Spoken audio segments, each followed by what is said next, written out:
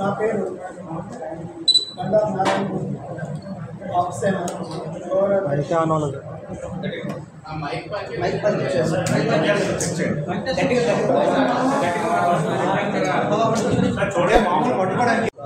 గౌరవాధ్యక్షుడు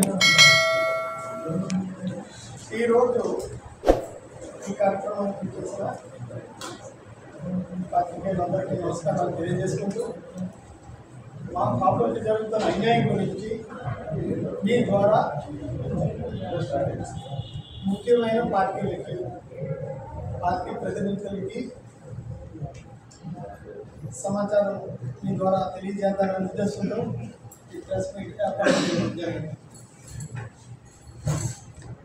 ఈ 2024 ఎలక్షన్స్లో రాబోయే కమింగ్ ఎలక్షన్స్ చాలా అన్యాయం చేస్తున్నారు పబ్లిక్ అనేది మీ ద్వారా తెలియజేస్తున్నాం. ఇంతకు ముందు విశాఖపట్నం జిల్లాలో 3 నియోజకవర్గాలు ఉన్నప్పుడు అందులో 2 నియోజకవర్గాలకి కాపులకి టికెట్ ఇచ్చే పరిస్థితి నుంచి ఈరోజు ఏ దౌర్భాగ్యమైన పరిస్థితి తీసుకొచ్చారంటే ముఖ్యమైన పార్టీలైన తెలుగుదేశం కానీ బీజేపీ కానీ జనసేన కానీ విశాఖపట్నానికి సంబంధించి 7 నియోజకవర్గాల్లో ఎక్కడా కూడా కాపులకి ప్రాతినిధ్యం ఇవ్వకుండా ఉండే పరిస్థితిని తీసుకొచ్చారు.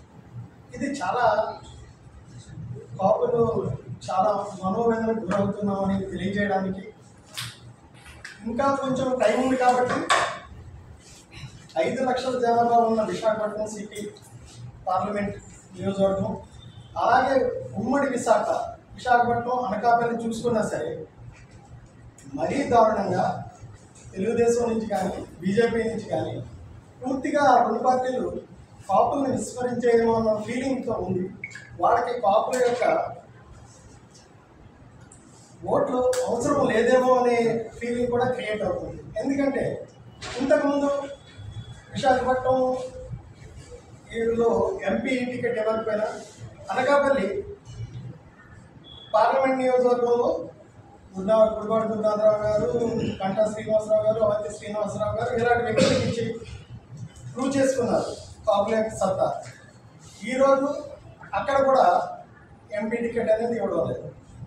అలాగే విశాఖపట్నంలో అయితే వైసీపీ పార్టీ ఎంపీ టికెట్ ఇచ్చింది కానీ ఎవరైతే ఈ కూటమి ఉందో కూటమి ఎక్కడా కూడా కాపులకి 7 నియోజకవర్గాల్లో కూడా ఎక్కడా చేయట్లేదు. దీని పర్యవేక్షణం తప్పకుండా వాళ్ళు ఫేస్ చేస్తారని ఈ సభాముఖంగా తెలియజేస్తున్నాం. అదేవిధంగా పోయిన ఫిబ్రవరిలో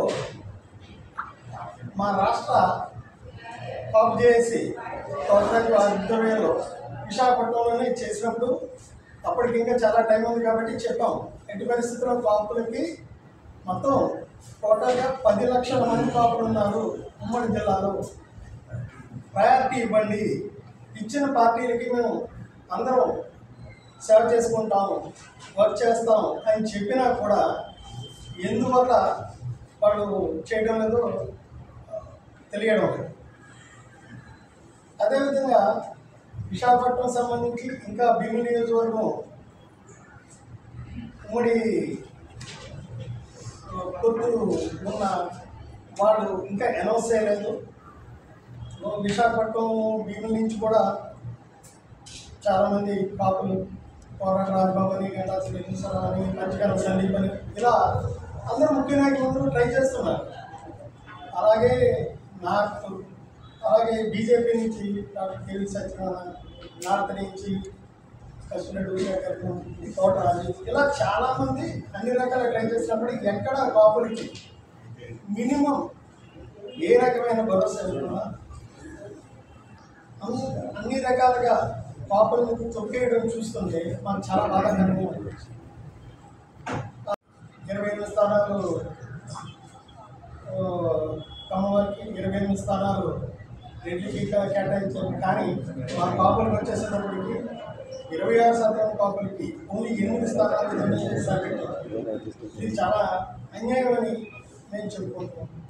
పొత్తులో భాగంగా జనసేన యాడ్ చేస్తే అదొక్కటే కొంత ఓదార్పు ఇచ్చిన 15 సీట్లలో 7 సీట్లు అనేది కేటాయించారు. అలా చూస్తున్నా కూడా నిష్పత్తిలో 15 సీట్సే ఇవ్వడం జరిగింది. ఎందువల్ల మీరు కాపులకి నిర్లక్ష్యం చేస్తున్నారో తెలియదు, కానీ ఖచ్చితంగా దీనికి పర్యవేక్షణ మాత్రం మీరు ఇప్పుడు జరిగే 2024 ఎన్నికల్లో మూల్యం చెల్లిస్తారని, అలా చెల్లించకుండా మీరు దయతలిచి ఒక్కసారి ఆలోచించి మళ్ళీ ఆ యొక్క తప్పుని సరిదిద్దుకుంటారని చిట్ట చివరి ప్రయత్నంగా ఈరోజు మీ ద్వారా తెలియజేస్తున్నామని. ఎటువైపులో కాపులకి మీరు ఇమీడియట్గా అనౌన్స్ చేయాలి టికెట్స్ అని సభాముఖంగా వేడుకున్నాం. కూడా అదే చేయాలనే సదుద్దేశంతోనే ఈ ప్రెస్ మీట్ పెట్టడం జరిగింది.